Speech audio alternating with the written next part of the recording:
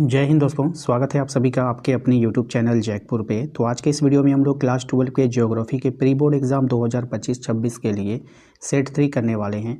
इसके पहले भी हमने सेट 1 सेट 2 अपलोड कर दिया है, हिस्ट्री का भी अपलोड है। आप लोग प्लेलिस्ट पे जाकर जरूर देखिएगा, ठीक है। तो चलिए शुरू करते हैं हम लोग। आज का पहला सवाल, सबसे पहले सवाल में आपसे बोला गया है कि मानव भूगोल किस विज्ञान की शाखा है। 4 ऑप्शन आपके पास दिख रहे हैं।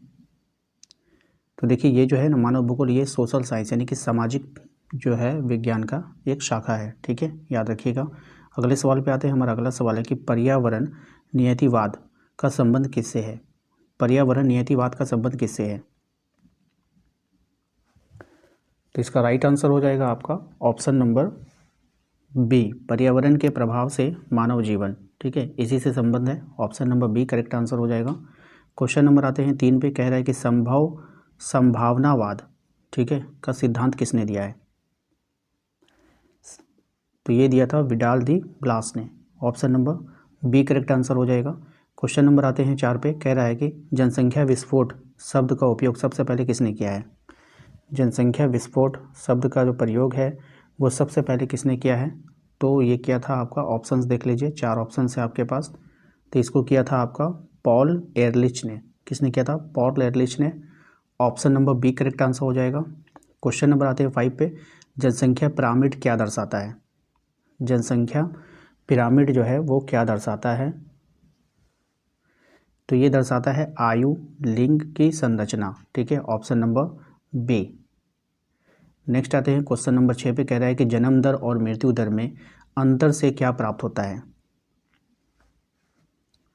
तो इससे प्राप्त होता है हमें प्राकृतिक वृद्धि दर, ठीक है, natural growth rate, option number A. Next आते हैं क्वेश्चन नंबर 7 में। कह रहा है मानव विकास सूचकांक का उच्चतम मान होता है। तो 1.0, ठीक है, ऑप्शन नंबर सी। नेक्स्ट आते हैं क्वेश्चन नंबर 8 पे। कह रहा है आपसे कृषि, खनन, मत्स्य पालन किस श्रेणी में आता है। तो देखिए कृषि हो गया, खनन हो गया, मत्स्य हो गया, ये सब नेचुरल चीज़ है। और जितने भी नेचुरल चीज़ होते हैं ये सब प्राथमिक क्रियाएं में आती हैं। Option number A correct answer होगा। क्वेश्चन नंबर आते हैं 9 पे। कह रहा है उद्योग और निर्माण कार्य किस क्रिया में आते हैं। उद्योग और निर्माण कार्य किस क्रिया में आते हैं। तो ये द्वितीयक, सेकेंडरी में आएंगे, ठीक है। कोई भी चीज़ प्रोडक्शन होता है, देखिए कच्चा माल आप जो लोगे वो प्राथमिक क्रिया से लोगे, लेकिन जब आप प्रोडक्शन करोगे तो वो चला जाएगा द्वितीय क्रिया में यानी कि सेकेंडरी में, ठीक है। क्वेश्चन नंबर आते हैं 10 पे। कह रहा है बैंकिंग, बीमा और परिवहन ये किस प्रकार की क्रियाएँ हैं। तो ये तृतीयक होता है। बैंकिंग क्रिया, ये सब जितना भी सेवा क्षेत्र होता है ये सब तृतीयक में चला जाता है, ठीक है। आइए क्वेश्चन नंबर आते हैं 11 पे। कह रहा है शिक्षा, अनुसंधान और सूचना सेवा किस क्रिया में आता है। तो ये आता है आपका चतुर्थक में।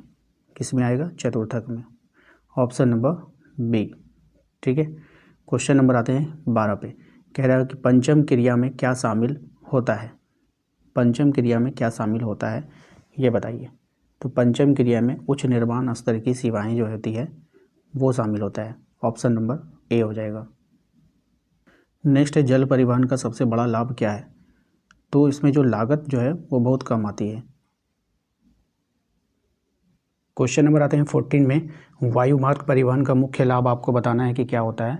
तो ये तीव्र गति, वायुयान से क्या होता है, बहुत कम समय में हम लोग एक जगह से दूसरी जगह पहुंच सकते हैं, ठीक है। तो बहुत तीव्र गति जो होती है यही फास्ट स्पीड होता है इसका, ठीक है, याद रखिएगा। यहाँ पर एक छोटी सी इन्फॉर्मेशन मैं आप लोगों को दूंगा। यदि आपने अब कोई कोचिंग ज्वाइन नहीं किया है, यदि आपके पास कोई नोट्स उपलब्ध नहीं है, आपको टेंशन हो रही है कि हम अपनी परीक्षा की तैयारी कैसे करेंगे, तो आप हमारे इस वरदान ग्रुप को जरूर ज्वाइन कीजिएगा। देखिए इस वरदान ग्रुप में मैं आपको जो है 5 साल के मॉडल पेपर का सॉल्यूशन दूंगा। जैसे कि आप लोगों को देखोगे 2026 में मॉडल पेपर आया है, उसी प्रकार से 5 साल का मॉडल पेपर अगर आप कर लेते हो तो उसके बाद 5 साल का PYQ करना होगा।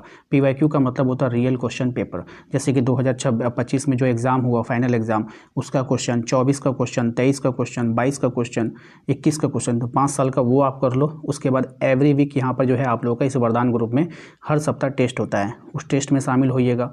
तो वहाँ से जो क्वेश्चन मिलेंगे वहाँ उसको भी आपको संभाल कर रखना है।